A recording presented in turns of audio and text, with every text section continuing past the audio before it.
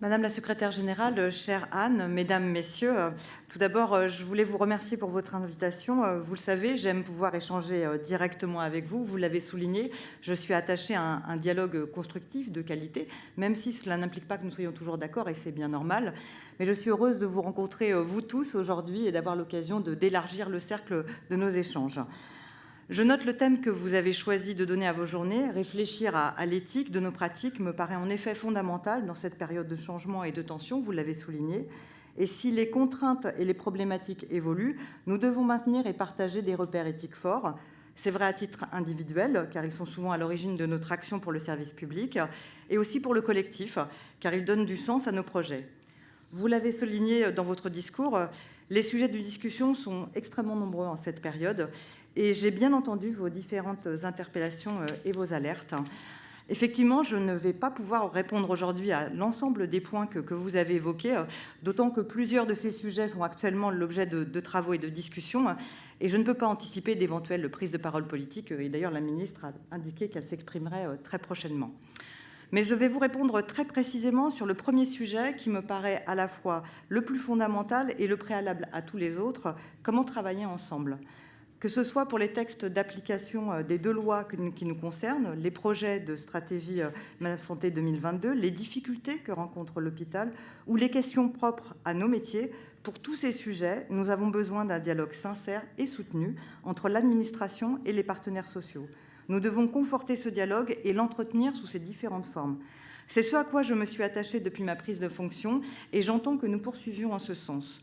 Je tiens aussi à dire que ces échanges sont possibles et de qualité avec l'ensemble de vos représentants et notamment avec vous, chère Anne. Alors bien sûr, nous ne sommes pas toujours d'accord.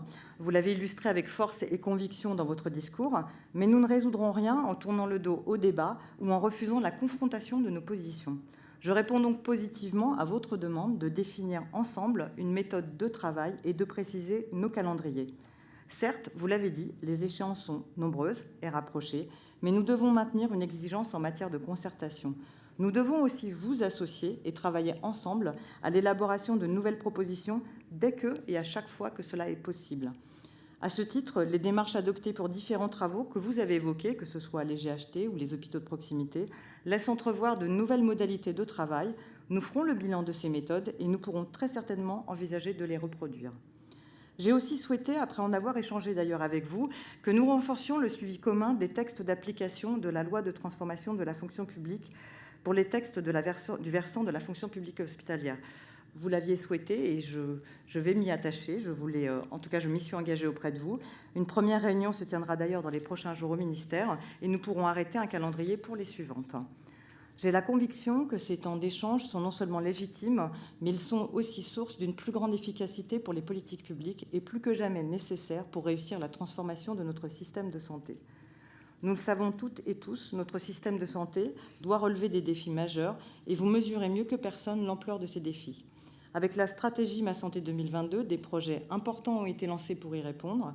Une nouvelle organisation des soins de ville a été enclenchée avec le financement des communautés professionnelles territoriales de santé, dont le nombre augmente rapidement et qui devront apporter de nouvelles réponses en ville avec l'accès aux médecins traitants et aux soins programmés. C'est aussi le cas avec des mesures importantes pour valoriser les compétences des auxiliaires médicaux et pour libérer du temps médical, mais aussi, et vous l'avez évoqué tout à l'heure, le soutien apporté aux activités hospitalières de proximité. Je pense à l'important chantier qui est devant nous sur l'évolution à la fois des missions et du financement des hôpitaux de proximité, avec la reconnaissance dans la loi de la catégorie des hôpitaux de proximité, la labellisation des premiers établissements prévus pour l'année prochaine. Je pense enfin à la réforme des études en santé et notamment à la suppression du numerus clausus et des épreuves classantes nationales en ce qui concerne les études médicales. Au-delà de l'ambition d'une meilleure adéquation avec les besoins des territoires, ces réformes sont l'occasion d'encourager de nouvelles compétences et de favoriser une culture interprofessionnelle. Nous pourrions aussi parler de la réforme des autorisations ou de la création des commissions médicales de groupement, vous l'avez évoqué également tout à l'heure, qui doivent et vont renforcer la dimension territoriale des projets hospitaliers. Il s'agit en effet de changements importants pour notre système de santé et pour nos établissements, avec des lignes directrices claires autour de l'organisation de proximité, de la gradation des soins et de la montée en compétences des équipes de soins pluriprofessionnelles. Ces projets et la stratégie Ma Santé 2022 ont reçu un accueil positif de la part des acteurs du système santé, mais il est vrai que plusieurs de ces mesures produiront leurs effets à moyen et à long terme, vous l'avez souligné. La condition pour réussir cette transformation est donc de mieux prendre en compte aussi le temps court et les problèmes qui se posent aujourd'hui. Plusieurs décisions ont déjà été prises en ce sens, vous les avez mentionnées. En 2018, pour la première fois, le dégel intégral des crédits hospitaliers mis en réserve a été décidé par la ministre. Cette même année, les tarifs hospitaliers ont été augmentés. Ça n'avait pas été le cas depuis plus de 10 ans. Plus récemment, lors du débat du PLFSS, l'Assemblée nationale a acté le principe de la pluriannualité de l'Ondam hospitalier. J'entends vos interrogations et votre prudence sur le sujet. Cependant, il faut aussi pouvoir dire qu'il s'agit là d'une décision majeure. La pluriannualité devra donner une plus grande sécurité financière aux établissements, simplifier leur gestion et faciliter la programmation des investissements. Les discussions doivent maintenant se poursuivre avec les fédérations hospitalières pour définir les modalités concrètes ainsi que la trajectoire de cet Ondam pluriannuel. Toutes ces décisions ont été portées par la ministre pour donner de la stabilité aux établissements dans cette période de forts changements. Les événements récents nous montrent que tout cela n'est pas suffisant et qu'il faut aller plus loin pour soutenir les établissements et les professionnels hospitaliers. Nous devons aller plus loin pour donner des moyens à cette transformation, pour restaurer l'attractivité de l'hôpital public et pour améliorer les conditions de travail des hospitaliers. C'est le souhait de la ministre qui a indiqué que de nouvelles mesures seraient prises prochainement en faveur de l'hôpital. Nous savons aussi qu'il n'y aura pas de transformation du système de santé et que l'hôpital ne peut pas fonctionner sans la participation de tous les décideurs hospitaliers. Vous avez évoqué les sujets de gouvernance, des travaux ont eu lieu et tous les points de vue ont pu s'exprimer. La ministre devra prochainement rendre des décisions en cohérence avec les orientations données par le Président de la République et nous y reviendrons ensemble prochainement.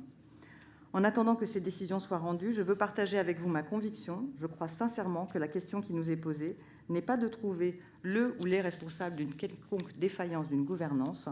Premièrement, il faut le rappeler, comme vous l'avez fait, que la gouvernance fonctionne en toute intelligence dans la majorité des établissements.